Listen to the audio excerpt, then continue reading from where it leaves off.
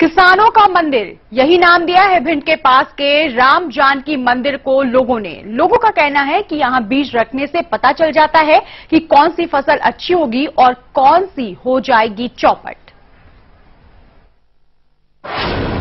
इस बार मूंग न बोए किसान, हल्दी की भी कम होगी पैदावार, चना पैदा करने वाले किसान होंगे मालामाल, धान बोने वालों को भी आएगी मौज, पिपरमेंट करने वाले भी खेलेंगे नोटों में। ये बातें हम नहीं कह रहे, बल्कि ये कह रहे हैं कुछ किसान, जिन्हें ये पता चला है एक मंदिर में, जहां खास तरीके से दानों को तोला गया और फिर उसके बाद मंदिर में रख दिया गया। अगले दिन दानों को देख पता चला कि इस साल कौन सी फसल कम होगी और कौन सी ज्यादा। भिंड के पास खास मंदिर, जहां होता है किसानों की किस्मत का फैसला, कौन सी फसल होगी कम और कौन सी होगी ज्यादा।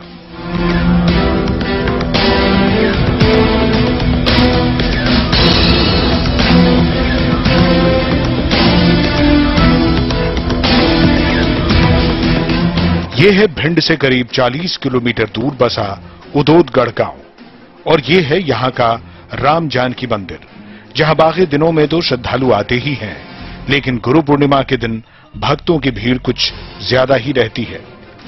इसी दिन इलाके और दूर दूर से आने वाले किसानों को बताया जाता है कि वो कौन सी फसल करें और किससे दूर रहें। फसल का हाल जानने के लिए तुला में डाले जाते हैं दाने। अगले दिन होती है तौल।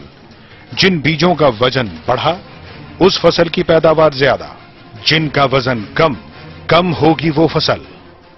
जी हां, राम जानकी मंदिर में फसल की पैदावार जानने का अनूठा तरीका अपनाया जाता है।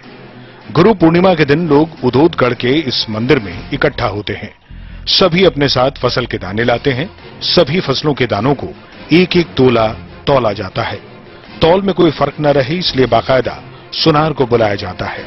इसके बाद तुले दानों की पुड़िया बनाई जाती है, जिन्हें एक डब्बे में बंद कर भगवान के चरणों में रख दिया जाता है। दूसरे दिन डब्बे को निकालकर एक बार फिर पुड़िया के दानों की तौल की जाती है। जिन दानों का वजन कम हो जाता है, माना जाता है उस फसल की पैदावार कम होगी। ऐसे ही जो दाने एक तोला से ज्यादा हो जाते हैं, कहा जाता है कि उस फसल की पैदावार ज्यादा होगी। यहां आने वाले लोग उसी फसल को बोने का फैसला करते हैं जिसके दानों का वजन मंदिर में बढ़ा है। तुलादान किया जाता है। हर जिस किस्म का उसमें तुलादान किया जाएगा और वो तुलादान एक एक रत्ती रखा जाएगा। और इसके बाद दूसरे दिन फिर गांव के लोग सभी प्रतिष्ठित व्यक्ति एकत्रित होते हैं और फिर दोबारा वो चीज तौली जाती है। कोई चीज बढ़ जाती है, कोई घटी जाती है और कोई बराबर रहती है। इसी हिसाब से हमारे क्षेत्रवासी फसल का उत्पादन करते हैं। इस साल राम जानकी मंदिर में जिन फसलों की पैदावार ज्यादा बताई जा रही है, उनमें शामिल हैं अरहर, मसूर, पिपरमेंट, गेहूं, मटर, चना, धान, जौ, उड़द, सरसों, ग्वार, बाजरा, सौंफ, ज्वार और जीरा। इसी तरह से मंदिर में जिन फसलों की कम पैदावार होने की संभावना बताई गई है, उनमें प्रमुख हैं मूंग, हल्दी, गन्ना, आलू और कपास। मंदिर में आने वाले किसानों का कहना है कि वो यहां होने वाली तौल के आधार पर ही बुआई करते आए हैं। मंदिर में जो फैसला हुआ है, पैदावार भी वैसी ही हुई है। राम जानकी के मंदिर के आधार पर हम लोग फसल पैदा करते हैं। यहाँ की जो बात है बिल्कुल सही सत्य बात है। मंदिर आने वाले लोग भले यहां की तौल का नतीजा देख फसल करते हैं, लेकिन फसल की पैदावार का पता लगाने के इस तरीके पर जानकार ज्यादा भरोसा नहीं करते। उनका कहना है कि फसल की पैदावार बारिश, मिट्टी और पर्यावरण पर निर्भर करती है।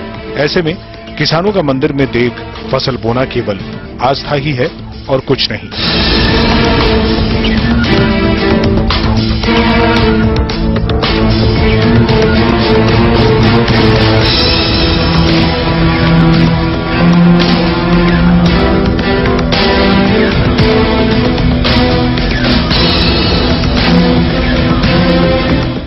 हेमंत शर्मा, सहारा समय, भिंड। और हम आपको बता दें, मंदिर में कुछ फसलों के बीजों का वजन न बढ़ता है और न ही कम होता है। कहा जाता है कि इन फसलों की पैदावार औसत ही होती है। लोगों का कहना है कि फसल की तरह ही मंदिर में मनुष्य और पशुओं की सेहत का भी पता चल जाता है। देखिए और क्या क्या कहते हैं लोग इस मंदिर के बारे में। उदोदगढ़ का राम जानकी मंदिर, जहां तौल को देख फसल बोते हैं आने वाले किसान। इसी मंदिर में पता चलता है कि ये साल कैसा रहेगा लोगों और पालतू पशुओं के लिए। राम जानकी मंदिर में ये तो बताया ही जाता है कि इस साल किन किन फसलों की पैदावार अच्छी होगी और किसकी कम। साथ ही यहां पर यह भी पता चल जाता है कि इलाके के लोगों और पशु का हाल कैसा रहेगा। हाल जानने के लिए लोग पशु और मनुष्य के नाम की मिट्टी तौल कर रख देते हैं।